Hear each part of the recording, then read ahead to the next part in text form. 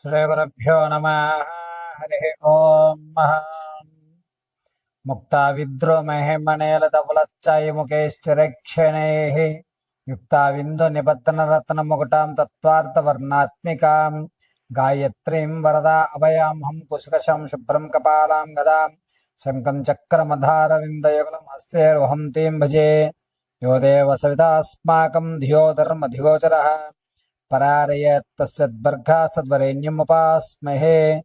సర్వం వేదమాత గాయత్రీ కటాక్షఫలసిద్ధ్యర్థం. గురువుగారు ఎప్పుడు చూసినా ఆర్థికమైన విషయాల గురించి లేదా కోర్టు వ్యవస్థల గురించి మాత్రమే మీరు చెప్తున్నారు.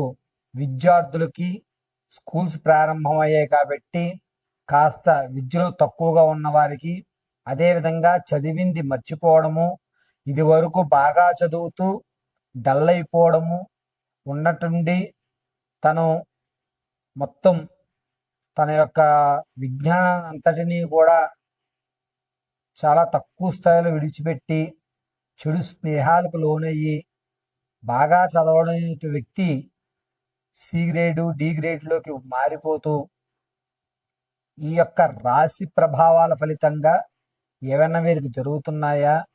మేషం నుంచి మీనం వరకు కూడా విద్యార్థులు ఎటువంటి మంత్రాన్ని రోజు పఠించుకోవడం వల్ల విద్యలో మెరుగైనటువంటి స్థితిగతులు కలుగుతాయి? వీరు ఏ దేవతారాధనలు చేయడం వల్ల విద్య అనేటువంటిది అభ్యసిస్తుంది? అన్నిటికంటే ముఖ్యమైనది విద్యే కాబట్టి అటువంటి విద్యార్థులు ఉన్నతమైనటువంటి చదువు చదువుకోవడానికి, చదివింది గుర్తు ఉండడానికి, మీరు పరీక్షల్లో ఉత్తీర్ణులు అవ్వడానికి, అదేవిధంగా నిరుద్యోగులకి ఎప్పటి నుంచో ప్రయత్నాలు చేస్తూ ఉద్యోగం రాక కాంపిటేటివ్ ఎగ్జామ్స్లో 10, 2, 5 మార్కులతో శృతిలో మీ ఉద్యోగాన్ని కోల్పోతున్నటువంటి వారికి ఇలా కేవలము ఈ ఎపిసోడ్లో విద్యార్థులకి నిరుద్యోగులకి సంబంధించిన విషయాన్ని మనం చర్చిద్దాం. మేషం నుంచి మీనరాశి వరకు కూడా ఏ ఏ రాశి వారు ఎటువంటి ఆరాధన చేయాలి, ఎటువంటి నియమాలు పాటిస్తే ఉద్యోగ ప్రాప్తి, అదేవిధంగా విద్య చక్కగా అభ్యసించడం అనేటువంటి పూర్తి విషయాన్ని ఇప్పుడు మనం చర్చించుకుంటూ అసలు విద్యార్థుల్ని ఉన్నతంగా తీర్చిదిద్దాలంటే చదువుని ఎప్పుడు చదువుకోవాలి, ఏ సమయంలో చదువుకోవాలి అనేటువంటి విషయాలను కూడా పూర్తిగా మనం చర్చిద్దాం. విద్యార్థులు చదువుకునే టైము తెల్లవారుజామున 5 గంటల నుంచి 6:30లోగా చదువుకోవాలి. ఏ విధంగా చదువుకోవాలి అనేది ప్రతి రాశి వారికి కూడా చదువుకునేటువంటి సమయాన్ని మీకు చెప్పడం జరుగుతుంది. వృశ్చిక రాశిలో నుండి విద్యార్థులకి కాస్త ఇబ్బందిదాయకమైన వాతావరణం ఏర్పడుతోంది. అది కూడా జూలై 23 తర్వాత నుంచి వీరికి చిన్నపాటి ప్రమాదం జరిగేటువంటి అవకాశం ఏర్పడుతుంది. దీనివల్ల కాస్త విద్యకి దూరం అవడమనో లేకపోతే కొన్ని రోజుల పాటు స్కూల్స్కి వెళ్ళకుండా ఉండడం అనేటువంటిది ఏర్పడుతుంది. కాబట్టి వృశ్చిక రాశి వారు కొంచెం విద్యార్థులు జాగ్రత్తగా ఉండాలి. మీరు ఎంత ప్రయత్నం చేస్తున్నా సరే ఆ క్వశ్చన్స్ మీకు అర్థం కాకపోవడం, ఒక కన్ఫ్యూజ్ మైండ్తో ఉండడం, అబ్బా నేను ఎంత చదువుతున్నా నాకు ఇది అస్సలు అర్థం కావట్లేదు, దీన్ని విడిచిపెట్టేసి వేరే చదువుదామన్నా కాన్సన్ట్రేషన్ అనేటువంటి మైండ్ ఎక్కడే ఏర్పడలేదు. పైగా ప్రమాదాలు కూడా ఎక్కువగా ఉండడం వల్ల ఈ వృశ్చిక రాశిలో ఉన్నటువంటి వారికి అనేకమైన ఇబ్బందులు ఏర్పడుతున్నాయి. కాబట్టి విద్యార్థులు ఖచ్చితంగా అరుణాచలం ఈశ్వర దర్శనం గావించండి, లేదా త్రయంబకేశ్వరుని దర్శనం చేసుకోవడం చాలా ఉత్తమం. రోజు కూడా వృశ్చిక రాశిలో ఉన్నటువంటి విద్యార్థులకి రోజు భస్మధారణ చేసుకుని మధ్యలో కుంకుమ ధారణ చేయండి.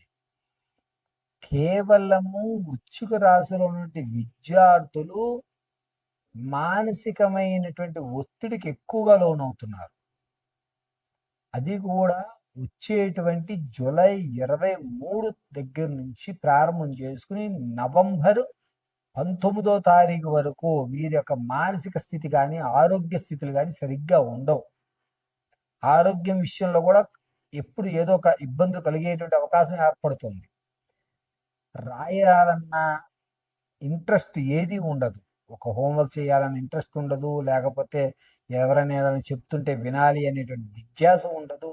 తనలో తాను ఎందుకో తెలియనటువంటి విషయం ఒంటరిగా ఉండడానికి, ఒక్కడు ఆడుకోవడానికి, చీకటి దగ్గర ఉండడానికి ఎక్కువ శాతం మగ్గు చూపేటువంటి అవకాశం ఏర్పడుతుంది.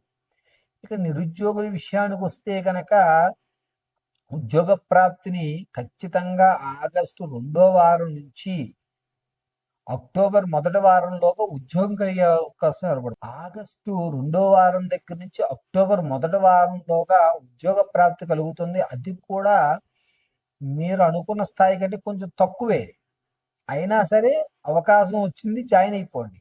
దాంట్లోనే మంచి మంచి స్నేహితులు ఏర్పడి మీకు భవిష్యత్తులో ఒక మంచి ప్యాకేజ్తో ఉన్నటువంటి వాళ్ళు పరిచయం అయ్యేటువంటి ఏర్పాటు జరుగుతోంది. మీ మంచితనానికి వాళ్ళు రిఫరెన్స్ ఇస్తారు తర్వాత రానున్న రోజుల్లో. కాబట్టి ఈ అవకాశాన్ని విడిచిపెట్టగలరు. తక్కువ ఉద్యోగం కదా, శాలరీ తక్కువ కదా, కంపెనీ అంత మంచిది కాదేమో, ఇటువంటివి ఆలోచించద్దు. ముందైతే ఉద్యోగంలో జాయిన్ అవ్వండి. ఆ తర్వాత మంచి వాళ్ళ వాతావరణం ఏర్పడి మీకు రిఫరెన్స్ అనేటువంటిది పెరుగుతుంది.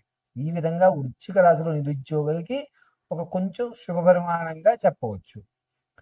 విద్యార్థులు వృశ్చిక రాశిలో ఉన్నటువంటి వారు మీరు కనుక శివాలయం దర్శనానికి కానీ, అరుణాచలం కానీ, త్రయంబకేశ్వరం కానీ వెళ్ళలేకపోతే ప్రతిరోజు కూడా మీకు దగ్గరలో ఉన్నటువంటి శివాలయంలో స్వామివారికి కాస్త బిల్వాలు, అదేవిధంగా తెల్లటి పుష్పము స్వామివారికి సమర్పించి స్వామివారి అష్టోత్తరం చదువుకుని నమస్కారం చేసుకుని వచ్చేది. అది కూడా మీరు చేయలేని పక్షంలో మీ పూజా మందిరంలో ఉన్నటువంటి శివపార్వతుల ప్రతిమ వద్ద బిల్వపత్రులు ఉంచి ఆవధంతో దీపారాధన చేయండి. కాస్త ఈశ్వరానుగ్రహంతో మీ యొక్క స్థితి పూర్వవైభవానికి రావడం, మీ ఆలోచన విధానం మారడం,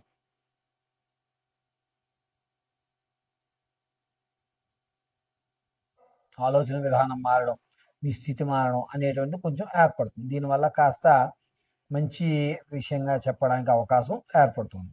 అంతేకాకుండా ఈ వృశ్చిక రాశిలో ఉన్నటువంటి విద్యార్థులు ప్రయాణాల విషయంలో, పిల్లల్ని ఎక్కడికైనా పంపించేటువంటి విషయంలో కొంచెం జాగ్రత్తగా చూసి ఆచితూచి మీరు పిల్లల్ని పంపించగలిగితే కనుక క్షేమదాయకంగా. తల్లిదండ్రులు పిల్లలు ప్రయాణం చేసేటప్పుడు కొంచెం జాగ్రత్త వహించండి. అది కూడా జూలై 3వ తారీఖు నుంచి అక్టోబర్ 23 మధ్యలో పిల్లలు ప్రయాణాల విషయంలో తల్లిదండ్రులు తస్మాత్ జాగ్రత్తగా ఉండాలి.